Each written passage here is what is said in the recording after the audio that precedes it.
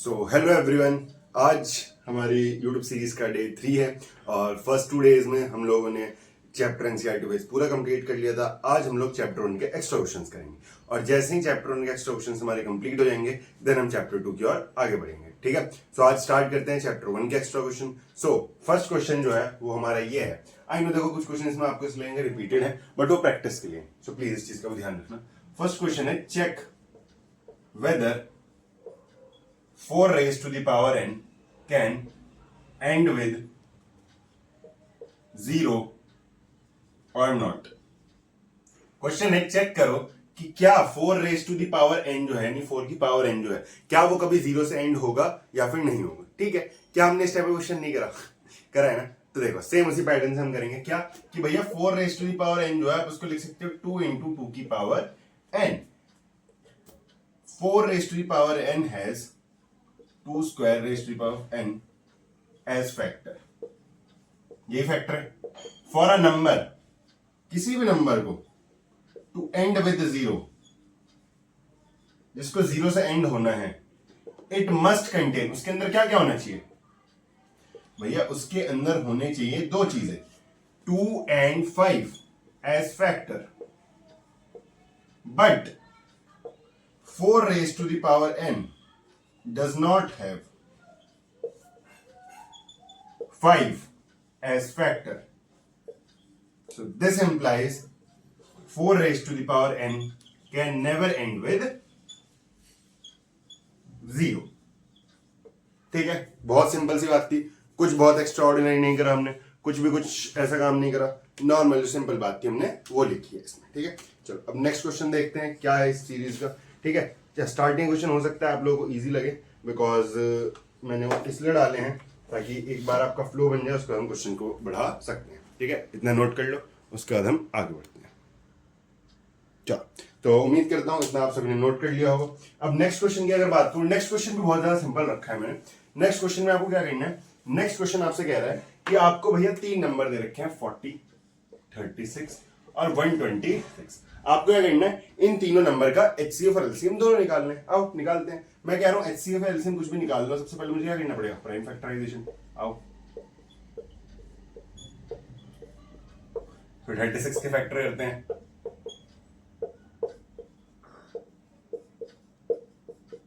फिर 126 के फैक्टर करते हैं।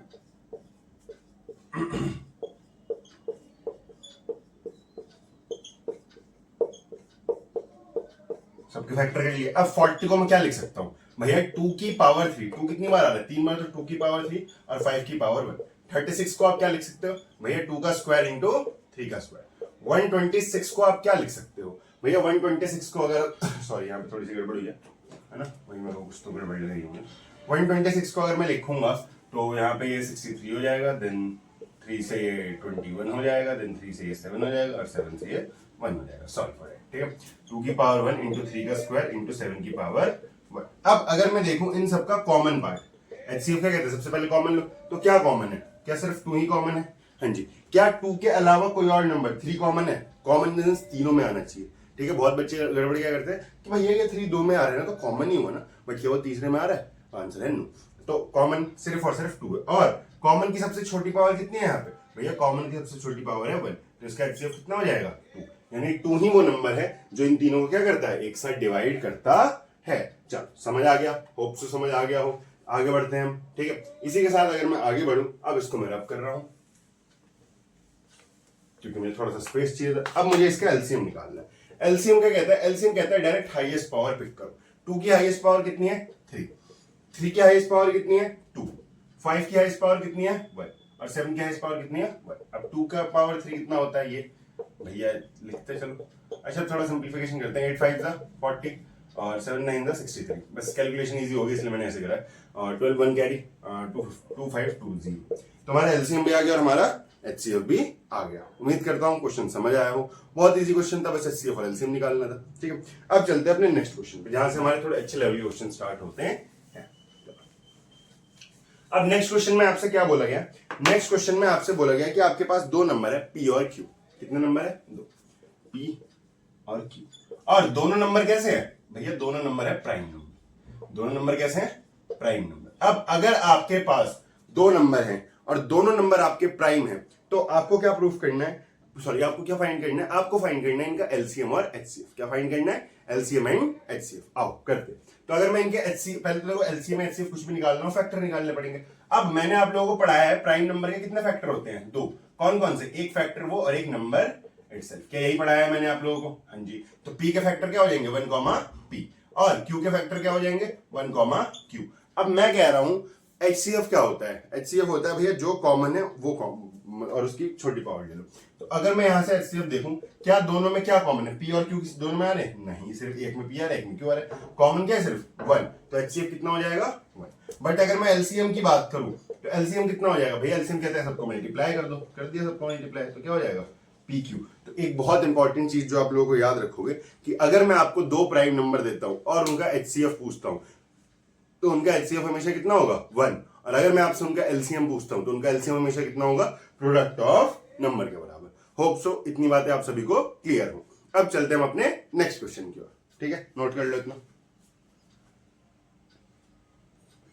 चलो, उम्मीद है आप सभी ने नोट कर लिया हो। अब हम जब चलते हैं अपने नेक्स्ट क्वेश्चन पर। हमने कितने क्वेश्चन कर लिए भाई, हमने कर लिए 3 क्वेश्चन। अब हम चलते हैं चौथे क्वेश्चन पर। तो फोर्थ क्वेश्चन हमसे क्या कह रहा है, लेट पी बी आ प्राइम। पी एक प्राइम नंबर है, ठीक है, पी एक प्राइम नंबर है। तो पूछ रहा है सम ऑफ इट्स फैक्टर क्या होगा। अच्छा यार एक बात बताओ, तुमने अभी नहीं पढ़ा प्राइम फैक्टर के, प्राइम नंबर के कितने फैक्टर होते हैं भैया, दो। कौन कौन से, 1 और p। अब अगर मैं तुमसे इनका सम पूछूं तो सम क्या हो जाएगा, p + 1 या फिर 1 + p, बस दैट्स इट। यही तो क्वेश्चन था। अब चलते हैं अपने नेक्स्ट क्वेश्चन पे। क्वेश्चन में भी दम ही नहीं था ना इस क्वेश्चन में, तो चलो। अब अगर मैं अगले क्वेश्चन की बात करूं, फिफ्थ क्वेश्चन की, तो अगला क्वेश्चन में कुछ ऐसा ही है। कह रहा है एक p है, वो एक प्राइम नंबर है, ठीक है। अच्छा, अब ये क्वेश्चन ऐसा हो सकता है, जिन लोगों ने चैप्टर 2 पढ़ रखा होगा उनको ज्यादा अच्छे से समझ आएगा। जिनको चैप्टर 2 की नॉलेज नहीं होगी उनको लग सकता है पता नहीं क्या बता दिया। टेंशन मत लेना, जब आप लोग मेरे से चैप्टर 2 पढ़ लोगे उसके बाद आपको बहुत अच्छे से समझ आ जाएगा ये क्वेश्चन, ठीक है। तो चैप्टर क्वेश्चन नंबर 5 क्या है, क्वेश्चन नंबर 5 है आपका भैया, let p be a prime number, ठीक है। पी एक फिर से प्राइम नंबर है, ओके। और इस प्राइम नंबर के जो फैक्टर होंगे ना भाई, कितने फैक्टर होंगे, एक 1 होगा एक p होगा। अब कितने फैक्टर आ गए, 2।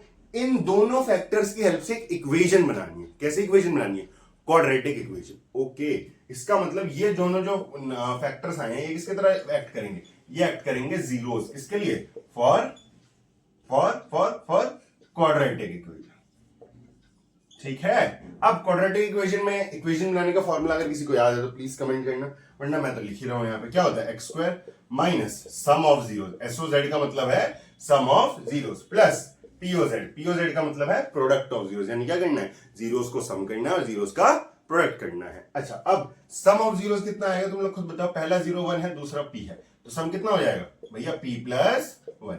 अच्छा, प्रोडक्ट में दोनों को मल्टीप्लाई कर दो, 1 और p मल्टीप्लाई करके कितना आ जाएगा, तो ये आपकी क्वाड्रेटिक इक्वेशन बन जाए।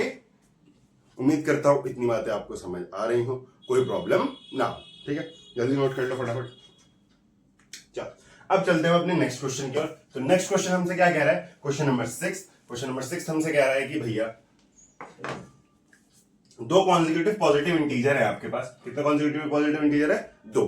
अब मान लेते हैं मेरे पास 2 कॉन्जिक्यूटिव है, तो अगर मेरे पास, अच्छा इसको ना नॉर्मल, कल मैं तुम्हें सोचना सिखाता हूँ कि इसको सोचेंगे कैसे। भाई मैं कह रहा हूँ कोई भी 2 पॉजिटिव इंटीजर ले लो, कॉन्जिक्यूटिव जो भी, तो 7 और 8 ले लिया मान लीजिए मैंने।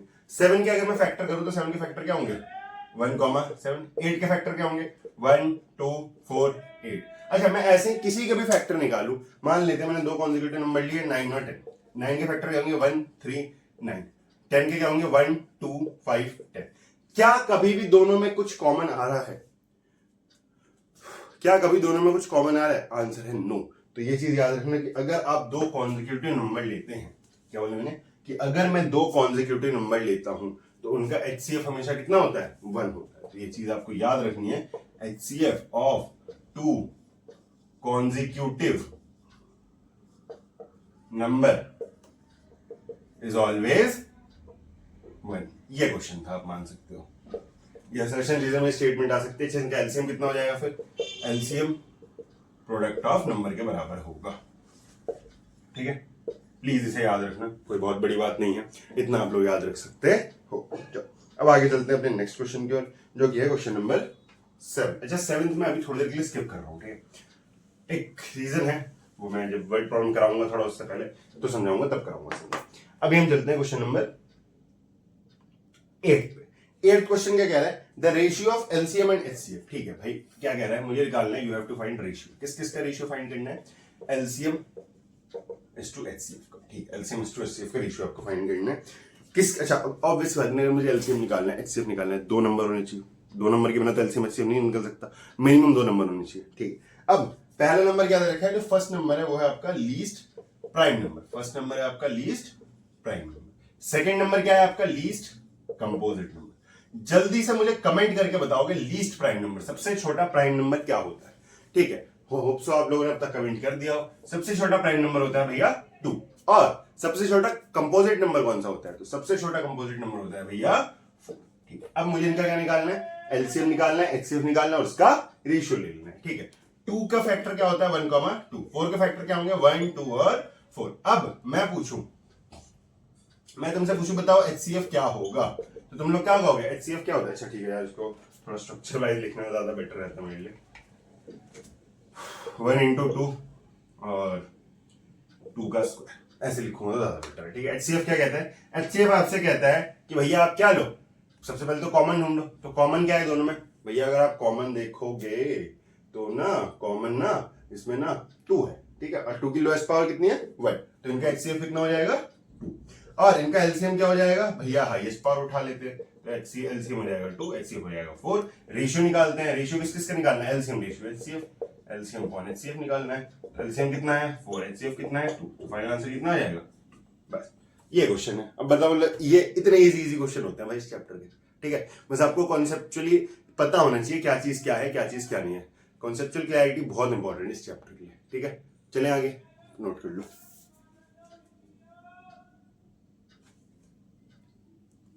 चलो, उम्मीद करता हूं नोट हो गया हो।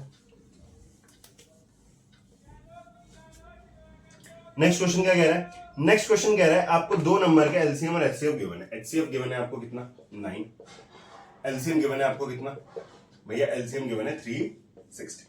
अब और you have to find another number when first number is, जो आपका एक नंबर है वो है 45। फाइंड अदर नंबर, ये क्वेश्चन है।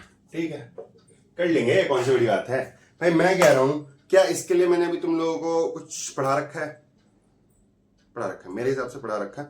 अब तुम लोग बताओ पढ़ाया है नहीं पढ़ाया। ठीक है, चलो क्या करेंगे हम इसमें, तो हमें पता है भैया एक फॉर्मूला आपने बताया था, एचसीएफ को अगर आप एलसीएम से मल्टीप्लाई करोगे तो आपको आंसर में क्या मिलेगा, प्रोडक्ट ऑफ नंबर मिलेगा। क्या हो गया, अगर आप एचसीएफ को एलसीएम से मल्टीप्लाई करोगे तो आपको रिजल्ट में हमेशा क्या मिलेगा, प्रोडक्ट ऑफ नंबर मिलेगा। ठीक है, अब अगर मैं इसी हिसाब से चलूं, एचसीएफ कितना है 9, एलसीएम कितना है 360, फर्स्ट नंबर कितना है 45, सेकंड नंबर नहीं पता, एक्स मान लेते हैं। अब अगर मुझे ये सेकंड नंबर ही फाइंड करना है तो मैं इस सेकंड नंबर को एक्स बोल रहा हूं, तो एक्स की वैल्यू क्या आएगी 9 into 360 डिवाइडेड बाय 45। 9 की टेबल में 45 कितनी बार में आता है भाई, 5 टाइम्स आता है, और 5 की टेबल में ये कितनी बार में आता है 72। तो सेकंड नंबर हमारा क्या हो जाएगा 72 हो जाएगा भैया। क्या क्लियर है, मतलब देख लो इतनी इजी।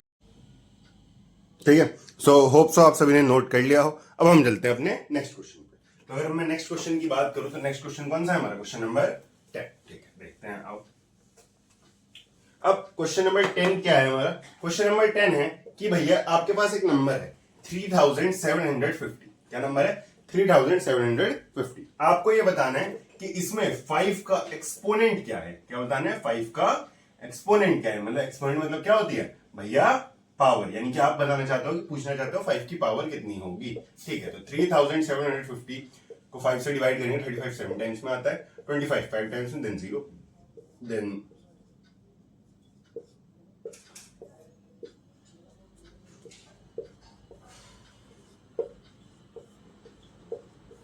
अगर मैं फैक्टर निकालूं तो भाई 3750 का फैक्टर कितना हो जाएगा, कितनी बार 5 आ रहा है भाई 4, कितनी बार 3 आ रहा है 1, और कितनी बार 2 आ रहा है।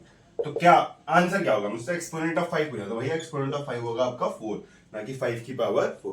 क्यों, क्योंकि मुझसे एक्सपोनेंट पूछा था इन्होंने, तो एक्सपोनेंट तो बिल्कुल सही बोला है मैंने, है ना। नोट करो जल्दी, उम्मीद है आप सभी ने नोट कर लिया हो। अब हम चलते हैं अपने नेक्स्ट क्वेश्चन पे। तो क्वेश्चन नंबर नेक्स्ट कौन सा है हमारा, क्वेश्चन नंबर 11। तो अगर मैं क्वेश्चन नंबर 11 की बात करूं तो क्या कहता है भाई मेरा क्वेश्चन नंबर 11, क्वेश्चन नंबर 11 है कि ए एक नंबर है, क्या नंबर है, x cube y square, b दूसरा नंबर है, क्या नंबर है, एक्स वाई का होल क्यूब। आपको निकालना है इसका एलसीएम और क्या निकालना है, एचसीएफ। ठीक है ना, इजी क्वेश्चन है। एचसीएफ क्या होता है, पहले कॉमन ढूंढो, क्या दोनों में एक्स कॉमन है, हाँ, कॉमन के बाद क्या ढूंढोगे, मिनिमम पावर। एक्स की मिनिमम पावर कितनी है, वाई। अब दोनों में कॉमन क्या है, वाई कॉमन है, हाँ, वाई की मिनिमम पावर कितनी है, 2। तो आपका एचसीएफ कितना हो जाएगा, एक्स वाई स्क्वायर। बट जब मैं एलसीएम की बात करता हूँ, एलसीएम सीधे क्या सोचता है, बड़ी पावर लो। तो एक्स की बड़ी पावर क्या है, 3, वाई की बड़ी पावर क्या है, 3। तो that will be your LCM. Hope so बातें क्लियर हो, समझ आ रहा हो, कोई प्रॉब्लम ना हो। ठीक, अब हम चलते हैं अपने नेक्स्ट क्वेश्चन में। रब कर दूं, अब हम करेंगे क्वेश्चन नंबर, अच्छा ऐसे ही सेम जैसे मैंने 9th छुड़वाया है, अब एक लिमिट 12th भी छोड़ रहा हूँ। ठीक है, 9th और 12th दो क्वेश्चन में हमने छोड़े, देन उसके बाद हम देखते हैं आगे क्या करेंगे। 13 क्वेश्चन याद देखो, प्लीज ये मत बोलना कि भैया आप करो, ये तो तुम्हें करना है, मैं करूँ ये क्वेश्चन, मतलब अच्छा रहेगा तुम्हें कि मैं ये क्वेश्चन करूंगा, कर लो ना यार, ये तो खुद से कर सकते हो। ठीक है, तो क्या होगा, मान लेते हैं मैं अगर 13 कॉमन ले लूं तो क्या बचेगा, ये बचेगा। अब अच्छा मैं नहीं कर रहा भाई पूरा, है ना, तुम लोग कहोगे अभी बोला कि आप करोगे तो अच्छा नहीं लगेगा। अब इसको ब्रेक करना तुम्हें आता है, आगे तुम्हें पता है, क्योंकि मुझे ये प्रूफ करना है कि ये नंबर कंपोजिट नंबर है और इस नंबर के एक से ज्यादा फैक्टर है, it means this is a composite number, that's it. Clear है, चलो 13 के बाद अगले क्वेश्चन पे बढ़ते हैं, क्वेश्चन नंबर 14। क्या है क्वेश्चन नंबर 14? बड़ा प्यारा क्वेश्चन, मजेदार क्वेश्चन, देखते हैं कितने तुम लोग बता पाओगे। If LCM is 2400 then which of the following can't be its HCF? तो बताओ इनमें से कौन सा इसका HCF नहीं हो सकता। भाई वर्ड्स को ना बहुत अच्छे से हाईलाइट करो, क्या लिखा गया है, कांट। तो नंबर क्या है हमारे पास, ऑप्शन 300, दूसरा ऑप्शन 400, तीसरा ऑप्शन 500 और चौथा ऑप्शन 600। ये 4 नंबर है हमारे पास। अच्छा अब एक बात बताओ, यहाँ पे भी मैंने एक प्रॉपर्टी तुम लोगों को पहले पढ़ा रखी है, क्या प्रॉपर्टी, कि भैया अगर आपको एक एलसीएम और एचसीएफ का पेयर बनना है तो वो नंबर पूरा पूरा डिवाइड होना चाहिए। कौन नंबर किससे डिवाइड होना चाहिए, ढंग से बोलो। एलसीएम जो है वो किससे डिवाइड होना चाहिए, एचसीएफ से डिवाइड होना चाहिए। अगर ये चीज ट्रू है तो वो पेयर बन जाएगा, अदरवाइज पेयर नहीं बन पाएगा। ठीक है, अब देखो 2400 क्या 300 से डिवाइड हो जाएगा, हाँ जी हो जाएगा। 2400 क्या 400 से डिवाइड हो जाएगा, बिल्कुल होगा। 2400 क्या 500 से डिवाइड होगा, हाँ जी नहीं होगा। तो इसलिए यही आपका आंसर हो जाएगा। क्यों, क्योंकि भैया ये डिवाइड नहीं होगा, तो ये तो कभी भी आपका क्या नहीं हो सकता, एचसीएफ इसका नहीं हो सकता। ठीक है, क्लियर है, चलो आगे बढ़ते हैं। तो अब हम लोग कितने क्वेश्चन कर चुके हैं भाई, क्वेश्चन नंबर 14 था ये, जिसमें से 2 मैंने बीच में छुड़वाए हैं। तो हमने अब तक 12 क्वेश्चन अटेम्प्ट कर लिया और देखा कितना कम टाइम लगा। अब मेरी बात बहुत ध्यान से सुनो, ठीक है, क्या है मेरी बात, मेरी बात भाई ये है कि आप लोगों को अब जो मैं शीट प्रोवाइड कर दूंगा, ठीक है, कमेंट में लिंक डाल दूंगा गूगल उसका फाइल का, तो आप लोग देख लेना। और इसमें अब बीच में कुछ क्वेश्चन है, क्वेश्चन नंबर 15, 16, 17, वो है prove that root 2 is an irrational number, prove that root 7 is an irrational number. क्या ये क्वेश्चन मैंने नहीं करा है, क्या ये क्वेश्चन आप लोगों ने नहीं करे, तो मैं ये क्वेश्चन नहीं करने वाला खुद से फिर से। ठीक है, तो उसके लिए आप मेरी फर्स्ट वीडियो रेफर कर सकते हो अगर आपको नहीं याद। ठीक है, जिनको याद है बहुत अच्छी बात है, बट अभी मैं ये क्वेश्चन बिल्कुल भी नहीं करूंगा। ठीक है, अभी हम चलते हैं अपने नेक्स्ट क्वेश्चन पे, और नेक्स्ट क्वेश्चन नहीं, नेक्स्ट पार्ट ही बोलना चाहिए मुझे। क्यों, क्योंकि अब हमारा आ रहे हैं सारे वर्ड प्रॉब्लम्स। क्या आ रहे हैं, वर्ड प्रॉब्लम्स। बहुत बहुत बहुत इंपॉर्टेंट, बहुत इंटरेस्टिंग, बहुत मजेदार। बस वेट करो और देखो क्या मजा आएगा आप लोग। ठीक है, स्टार्ट करें, चलो स्टार्ट करते हैं। हाँ जी, तो अगर मैं वर्ड प्रॉब्लम की बात करूं तो वर्ड प्रॉब्लम में क्या है, दो तीन चीजें जो मुझे याद रखनी है। पहली चीज क्या याद रखनी है कि भैया अगर कहीं पे वर्ड प्रॉब्लम आ रहा है, आपको मतलब ही नहीं होना चाहिए उसमें वर्ड क्या है। आप ना क्वेश्चन के अकॉर्डिंग चीजें ढूंढना करो। क्वेश्चन में देखो कि क्या है। भाई मैं कह रहा हूं अगर अगर अगर अगर मुझे जो मेरा आंसर चाहिए वो कैसा चाहिए, छोटा, मुझे आंसर छोटा चाहिए, तो मैं क्या निकालूंगा, HCF। किसी को बताना मत ये बात, ठीक है, HCF निकालेंगे। एनी को मिलाएगा, एनी का मतलब क्या है कि अगर मुझे आंसर छोटा चाहिए तो चुपचाप क्या निकाल लो, HCF निकाल लो। और अगर मुझे आंसर थोड़ा बड़ा चाहिए, ठीक है, थोड़ा बड़ा नहीं, बड़ा ही चाहिए आंसर, तो मैं क्या निकालूंगा, LCM निकालूंगा। होप सो ये दोनों बातें आपके दिमाग में रहेंगे। क्या? आंसर छोटा तो HCF, आंसर बड़ा तो LCM। अच्छा, और एक चीज, अगर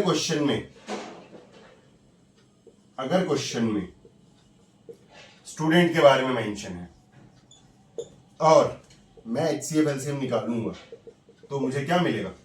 स्टूडेंट ही मिलेगा। याद रखना, ये बात बहुत इंपॉर्टेंट है। क्या बोला मैंने? क्वेश्चन में स्टूडेंट की होने तो आंसर में स्टूडेंट ही आएगा। बस इतना समझ जाओ, इतना लिख लो अपनी कॉपी में, या आपकी जो जुगाड़ू कॉपी है ना वो बनाना है, ठीक है? उसमें जुगाड़ू कॉपी में फॉर्मूला शीट या फिर जिसमें भी आपके इंपॉर्टेंट चीजें होंगी। सो प्लीज इसे नोट करो, फिर हम बढ़ते हैं आगे।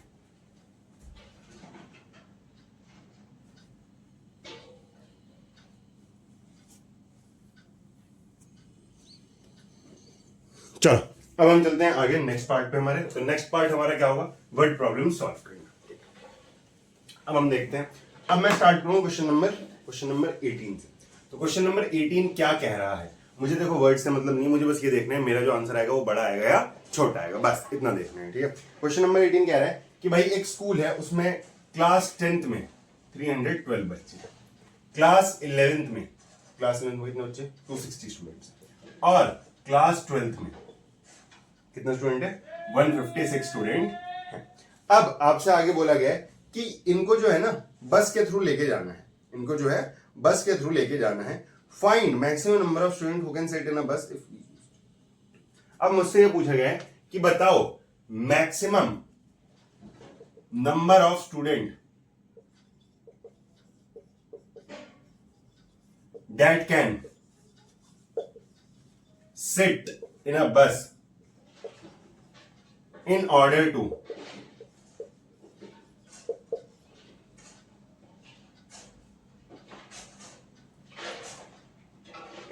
to arrange them in minimum number of bus। चलो मैंने दोनों वर्ड ही डाल दिया ना क्वेश्चन में जानबूझ के, मिनिमम नंबर ऑफ बस। अब बताओ क्या, जो वर्ड पढ़ के आंसर देता है ना उनके लिए दिक्कत होगी। अब बहुत ध्यान से, सेंसिबल, बी सेंसिबल, बस इतना सोचना, ठीक है?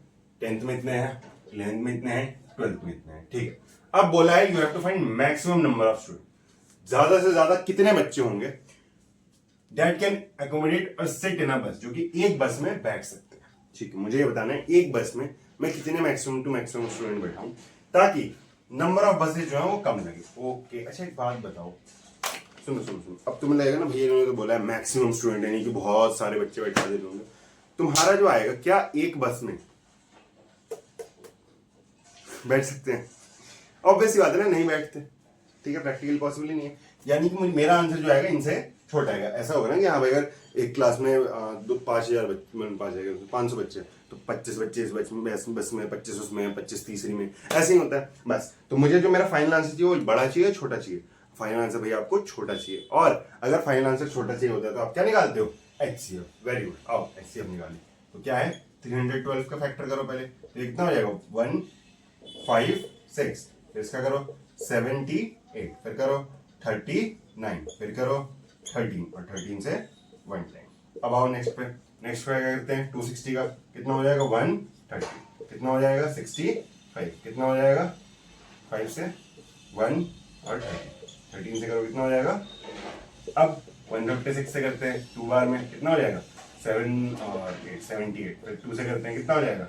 3 और 9, 39, फिर 3 से करते हैं तो कितना हो जाएगा? 30, और 13 से करेंगे तो कितना हो जाएगा?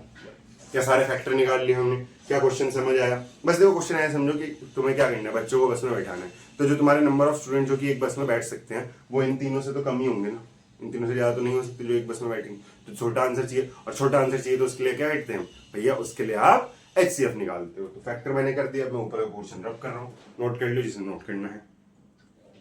चल अब आगे बढ़ते हैं। अब भैया इन सबको ढंग से लिखो आप। 2 की पावर 3 इंटू 3 इंटू 30, 260 को लिखेंगे तो 2 का स्क्वायर इंटू 5 इंटू 156 को लिखेंगे तो 2 इंटू 2 इंटू 3, 2 का स्क्वायर इंटू 3 इंटू 30। अब HCF लेते वक्त पहला काम क्या होता है? कॉमन ढूंढना। क्या 2 तीनों में आ रहा है? हाँ जी। 2 की मिनिमम पावर कितनी आ रही है? 2। क्या 3 सब में आ रहा है? आंसर होगा नो। क्या 5 सब में आ रहा है? आंसर होगा नो। बट भैया 13 सब में आ रहा है और 13 की मिनिमम पावर कितनी है, देखो हो जाएगा 4 इंटू 13, 13 4 से कितना होता है भाई, नीचे वाला में नोट करो बताओ। ठीक है 13 4 से कितना होता है 52, यानी कि इसका मतलब क्या है, maximum 52 students can sit in a बस।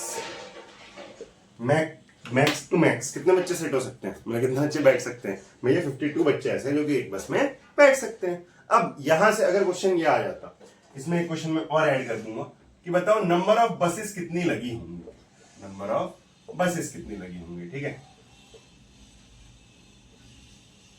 नंबर ऑफ बसेस कितनी लगी होंगी। अब अगर मैं देखूं ये क्वेश्चन नंबर ऑफ बसेस का, देख लेते हैं क्या इसमें है ये क्वेश्चन, एक बार मुझे चेक कर लेने दो, है ना, कि अगर होंगी तो मैं वो कर दूंगा।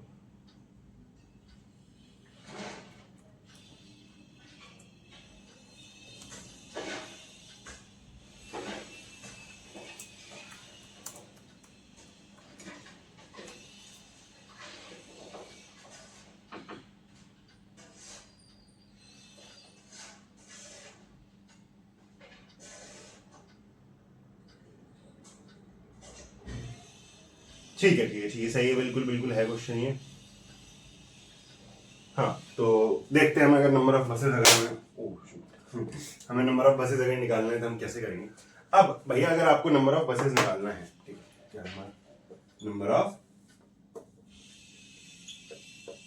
बसेस, हाँ तो अगर मुझे नंबर ऑफ बसेस निकालना है तो एक बात बताओ, क्या नंबर ऑफ बसेस कैसे यूज होंगे भाई, एक बात बताओ भैया, आप एक काम करो टोटल स्टूडेंट निकाल लो।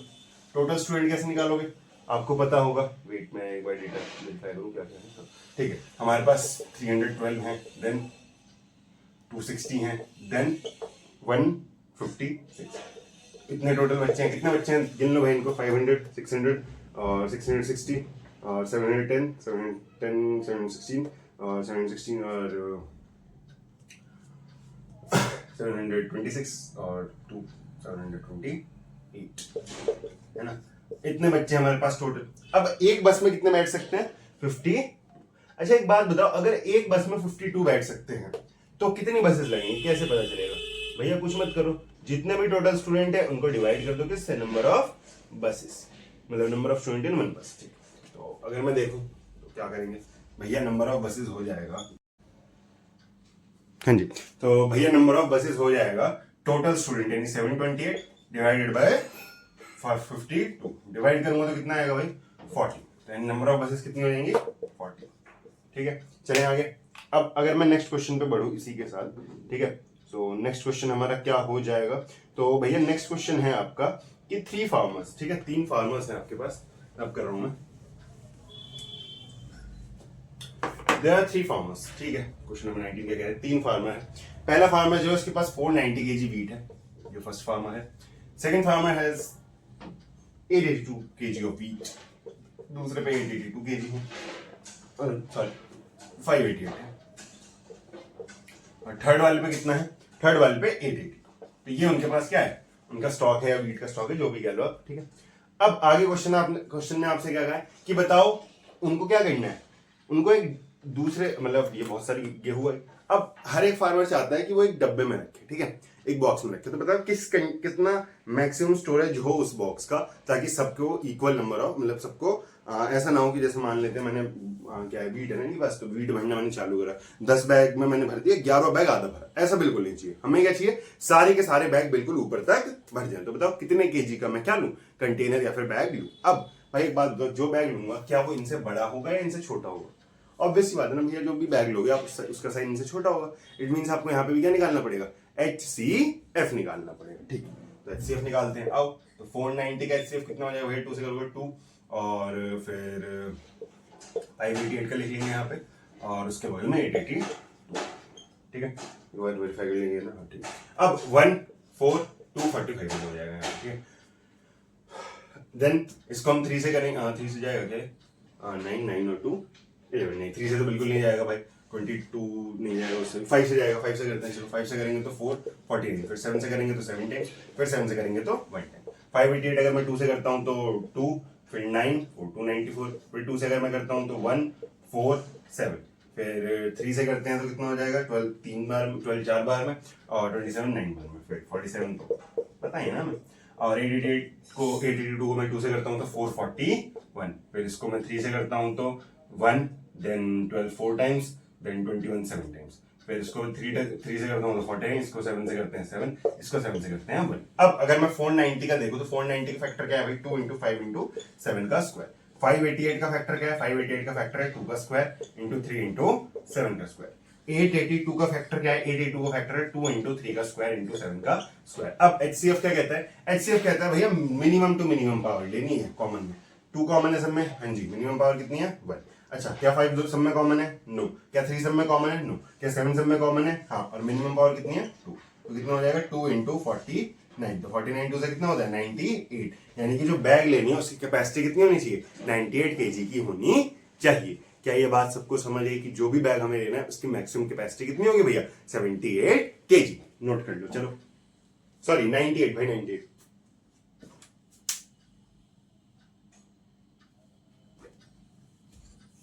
अच्छा, आज के लिए हम फिर इतना ही रखते हैं। मैं कुछ क्वेश्चंस की और वीडियो लाऊंगा वर्ड प्रॉब्लम्स की, जो कि अलग से होगी 10-15 मिनट की वीडियो, जिसमें ताकि आप सिर्फ जिनको वर्ड प्रॉब्लम्स करनी हो वो अलग से वो वीडियो देख सकते हैं। ठीक है, तो अब आज के लेक्चर को इसलिए हम यहीं पे ख़त्म करते हैं, बाकी मिलते हैं हम नेक्स्ट क्लास में। बाकी तब तक के लिए बाय बाय।